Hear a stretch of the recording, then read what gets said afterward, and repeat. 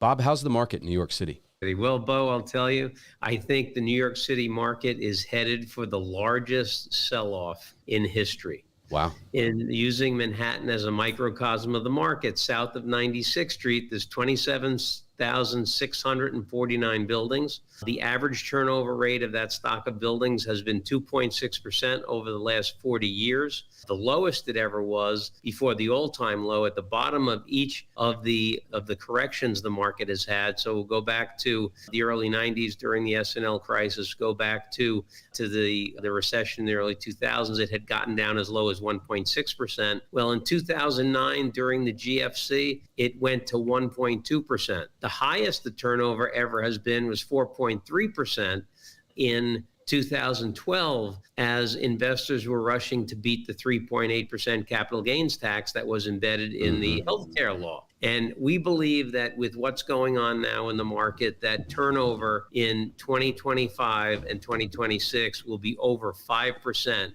in each of those years, setting a new mark for transactional volume in New York City. Over 5%. Yeah, absolutely. There are a lot of folks who, the interesting thing, we could talk for a long time about the market, but basically there are several things that are differentiating this correction from past corrections. During the savings and loan crisis, early 90s, recession, early 2000s, GFC, all property types were losing value. It was just at differing degrees.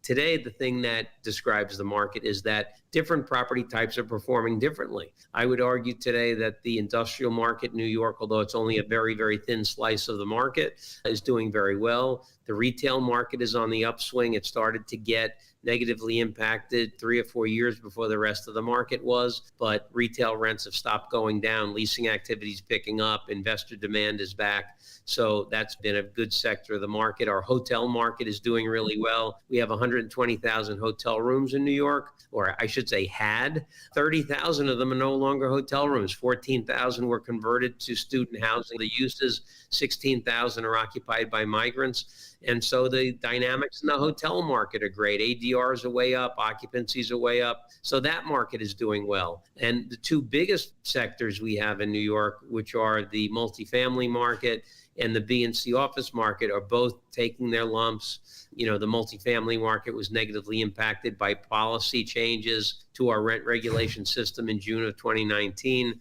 That was the first body blow. COVID was the next body blow. Now we have more legislation that's going against the industry. And with the interest rate policy the way it is, almost every refinance today in the multifamily sector is a cash-in refi. Most folks don't have that capital, so it's forcing some sales. And then in the B and C office market, we have buildings that we're selling for $750, $800 a square foot that are now selling for $300 a foot and even $200 a foot. So price per foot has gotten back to the point where it was 20, 25 years ago. But just by nature of the fact that a lot of those buildings have $400 and $500 a foot in debt on them, those properties are being sold through cooperation with the lender and a variety of other ways. But there's a lot of folks who, for the properties that are doing well, there's pent-up demand to sell at these slightly increasing prices. And for the sectors that are doing poorly, there's a lot of sale because of necessity more than anything, and needing to raise capital to refinance and hold on to the properties that you want to hold on to.